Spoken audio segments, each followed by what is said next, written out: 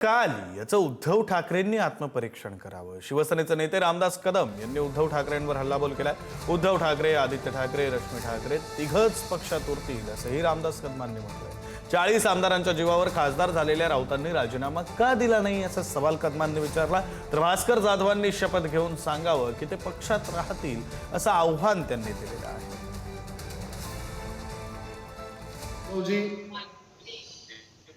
आपण आता स्वतःचं आत्मपरीक्षण पुन्हा एकदा करून घ्या. ही वेळ आपल्यावरती काय येते? तुम्हाला राजकारणामध्ये मोठ्या प्रमाणामध्ये अपयश येते, तुमची नाचक्की होते. मी तर म्हणेन तुमचं नाक कापायचंच काम होत आहे. तुम्ही आता कुठं कुठं ठिगळ लावणार आहात. एवढं फाटलंय ना, एवढं फाटलंय सगळं. तुम्ही आता ठिगळ करून लावणार आहात, कोण थांबणार नाही. उद्धवजी, आमच्या वहिनी आणि आदित्य हे तिघच राहणार आहेत.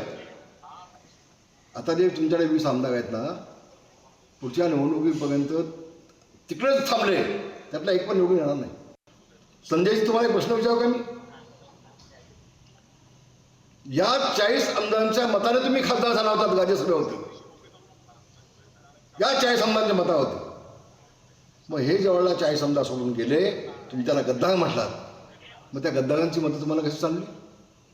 मग नैतिकता म्हणून तुम्ही का राजीनामा दिला नाही राज्यसभेचा, खासदाराचा? हे दुसऱ्या सांगे ब्रह्मज्ञान आणि स्वतः गोड भाषण, हे तर थांबलं पाहिजे. दिन तो कटे उनपी फटे. जिल्हा परिषद निवडणुकीला तुम्ही बघितलं काय झालं ते भास्कररावांचं. कट गए ना सब. एक मुलगा निवडून आला, बाकी सब कट गए. ते काय खोटं बोललेलं आहे. हे भी दिन कट जाएंगे. भास्करजी, तुम्ही ते घाल का आधी सोबत ते सांगा शपथ घेऊन. फक्त आभास निर्माण करण्याचं काम काही लोक करत आहेत. ठीक आहे, त्याला शुभेच्छा. भास्करजींना पण शुभेच्छा.